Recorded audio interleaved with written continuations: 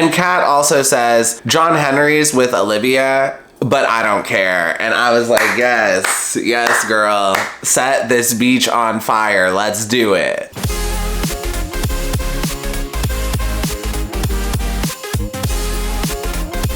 Hi everyone, my name's Dimitri and welcome back to DimitriTube, Bachelor in Paradise, Night 6. Let's talk about it. As always, if you're enjoying my videos, please go ahead and pound that like button, pound that subscribe button, and ring that notification bell. I'm a growing YouTuber and the likes and subscribes really help me out. So just one quick thing before we get started. Please, if you're one of the people in my comments still having audio issues, let me know if you're still having issues because I changed up the settings real quick. It's either that or this microphone is like broken. I may have broke it. I definitely dropped this microphone, so I may have broke it, but I'm kind of mad because I threw away the box, but I'm pretty sure it was past the return policy time. But if I get a new microphone, I'm just gonna buy a new one and return this old one. And none of y'all watching this video better tell on me to Amazon. But anyways, for those of you still having audio issues, just let me know below in the comments if they're still there. But for the rest of this video, I'm gonna go ahead and just switch microphones and hopefully that'll remove the sound issue completely so I can try to figure out what's going on. Okay, so I went ahead and switched the microphone. Let me know how this one sounds. This one should sound better, so let me know. But I will say, I miss like holding the microphone. I don't know, it's something about holding a microphone is kind of comforting, or maybe I just got used to holding it. So yeah, let me know how the audio sounds. Hopefully it sounds better. And sidebar, if you all ever decide to become YouTubers, more than likely when you start, it's gonna be a budget channel and you have to like figure out audio, and audio is so annoying. It's probably the most frustrating part about being a YouTuber for me. Either that or Photoshop. Photoshop is pretty annoying for me too. But I think audio is more annoying. Anyways, that's all I got. Let's dive into the review. So first up, let's talk about Blake and Jess. And let me just say, this episode just felt so serious. And like, it's not even that deep.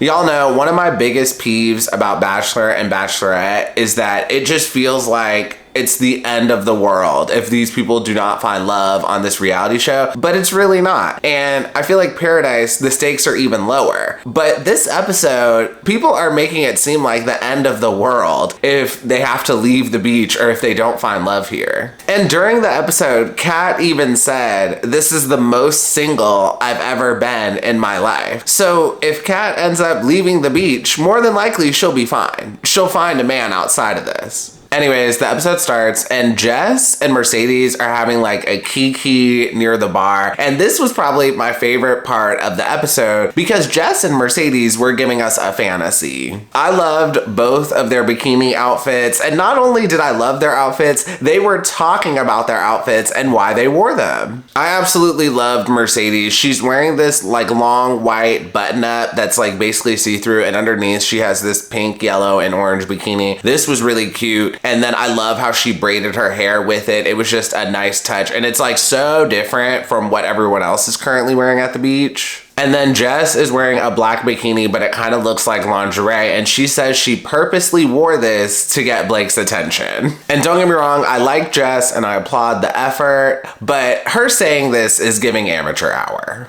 Jess, all of your outfits need to be grabbing attention because you never know who's coming down those steps. Your next ex could come down those steps at any time, so you need to be ready. And I just think it's interesting that she decides to pull out the stops after Blake is mad at her. Like, girl, you could have been doing this before. After that, Blake and Jess have a one-on-one, and I thought their one-on-one was pointless. They talk about how their relationship still seems pretty open, and Blake says he does not feel wanted in this relationship. And now that Blake has spoken up about his feelings, it almost seems like Jess wants him a little more now. It's weird. So later on in the episode, Genevie hits the beach and she comes in hot and she has a one-on-one with Blake and they hit it off and end up going on the date together. Now this date was very boring and I don't think Blake and Genevie had much of a connection, but Blake looked so hot on this date. I was struggling to keep it together watching it. And sidebar, Blake has amazing legs. Like, I want this man's legs. His legs are like perfect. For the date, Blake and Genevie go kayaking. I guess that's a fun date.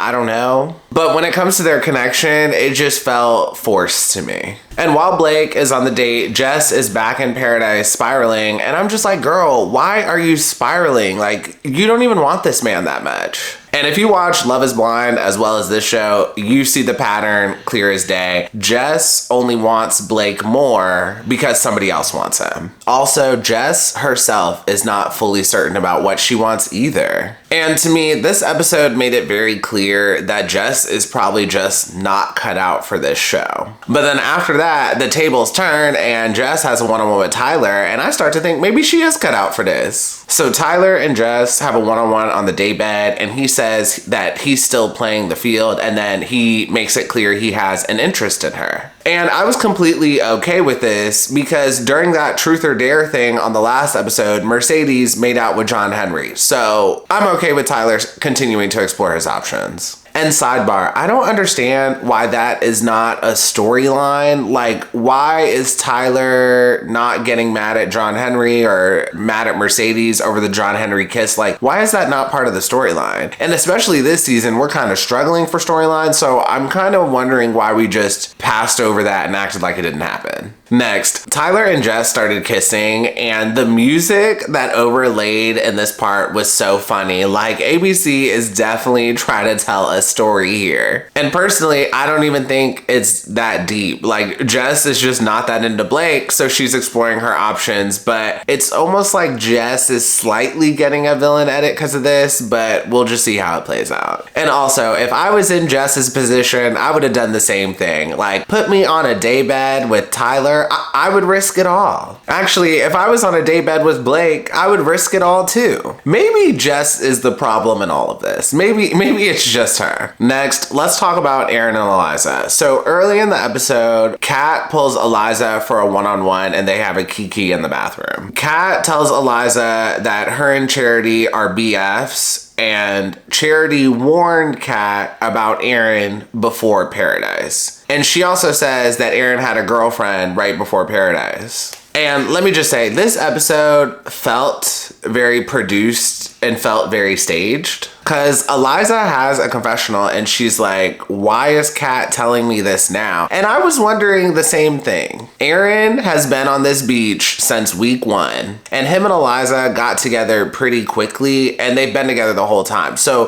why is Kat just now mentioning something? And then we have another confessional from Olivia, and Olivia says Kat is scrambling from a rose, and now she's just putting fires everywhere and just trying to set the beach on fire. And like, that could be true, but it doesn't seem like Kat is trying to get Aaron's rose. So I don't think that's really what's happening here. And sidebar, Olivia's impression of Kat was so funny. Henry, tell me about your job.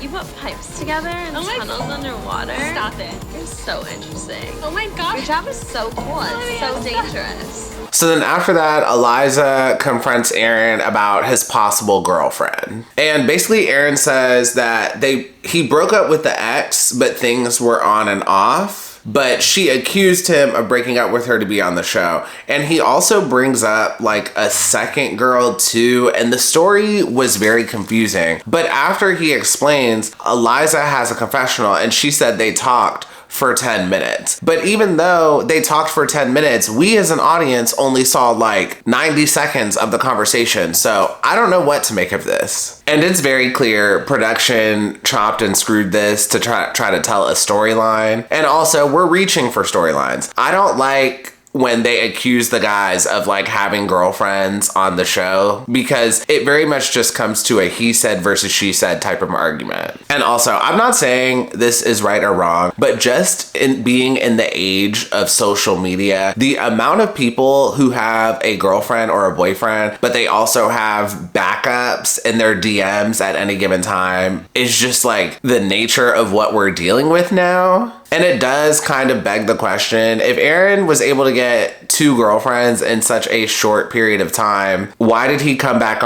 on the show? Like, does he really need to be here? But at the same time, maybe those girls kind of sucked anyway, so he wanted to take his chances in Paradise. Like, again, we're not going to know the true full story of this. Anyways, so after that, Charity comes to Paradise and she's there to give the women of Paradise the heads up about all of her exes. And Charity and Eliza have a one-on-one, but we will have to wait and see till next week how this turns out. And just two more things I want to say about this. First, Charity got some amazing intro music. It's interesting how ABC portrays the heroes and the villains. Like, it's very clear they want Charity to be a hero, but in general, what she's doing on the show is very messy. Going on a reality show to drag your exes is not hero behavior. It's petty behavior. And second thing I want to say, let me know below in the comments if I'm the only one who thought this, but Charity coming on this show to destroy Aaron and Eliza's relationship just made me feel like Charity wants to be part of the only successful black couple in this ABC franchise. It just seems like Charity saw the beginnings of another successful black couple in this franchise and she's like, oh no, I gotta destroy that, especially since it's happening right after my season. And sorry, one more thing I want to say about this.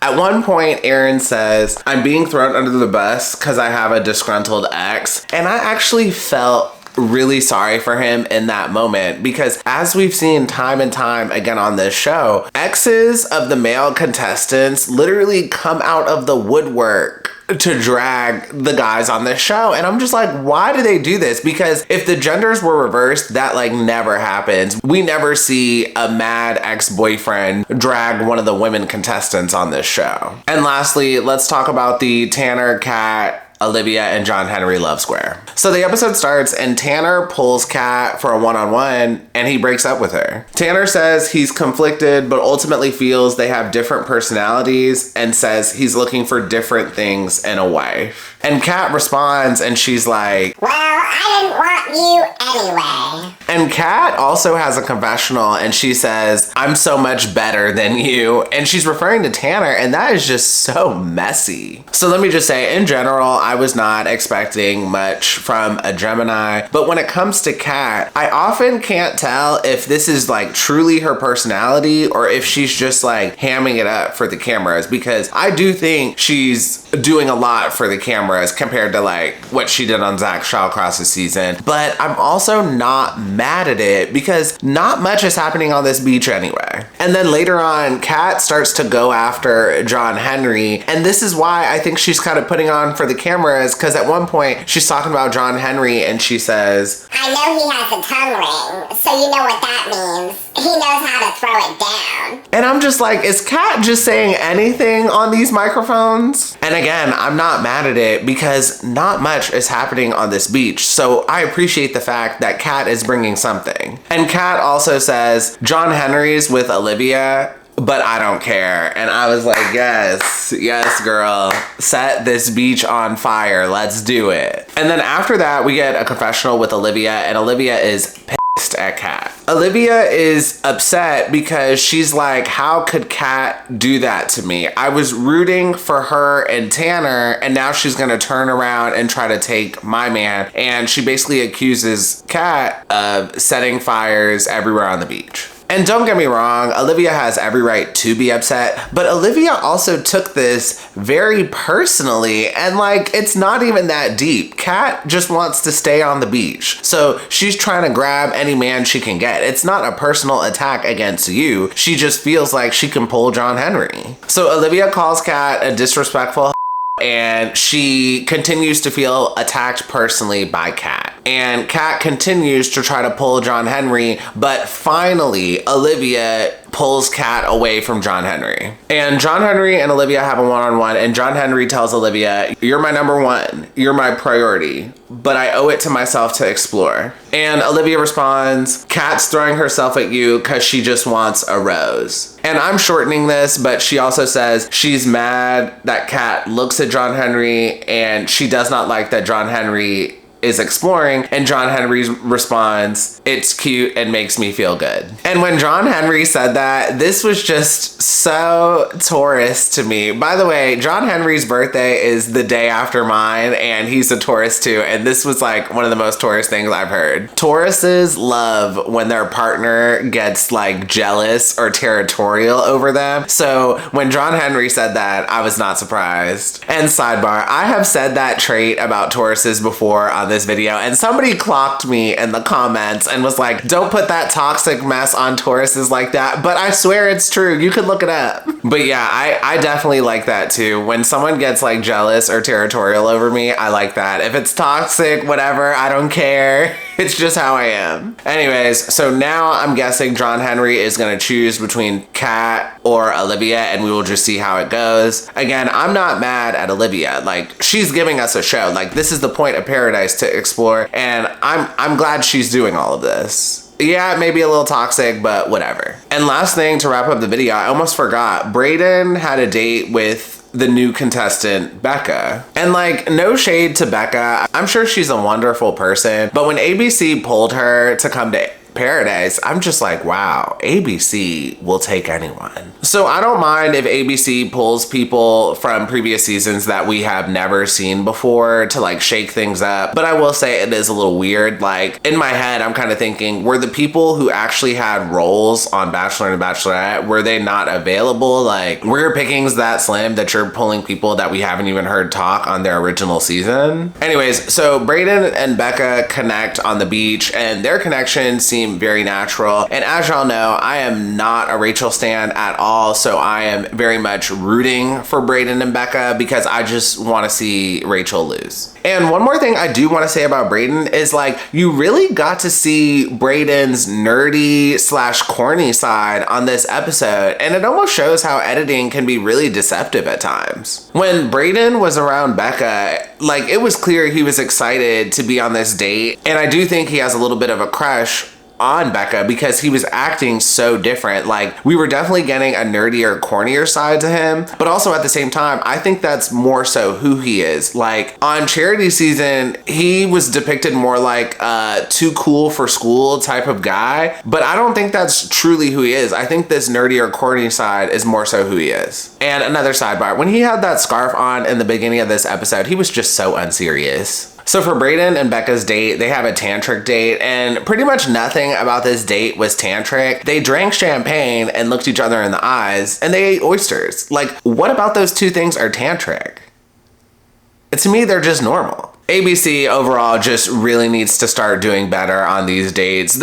Actually, the majority of the dates this season have been pretty terrible. So ABC, please step it up. And last thing I want to say before I wrap up the video, do y'all eat raw oysters? Let me know below in the comments. After hearing this one story on Twitter, I can't really eat raw oysters anymore. Like, if somebody offered them to me, I wouldn't turn it down, but I would never order them myself, especially if the month does not end in the letter R. And that is the end of the episode and the end of this review. If you enjoyed this review, please go ahead and pound that like button, pound that subscribe button, and ring that notification bell, and I will see you all next time. Have a good one. Bye.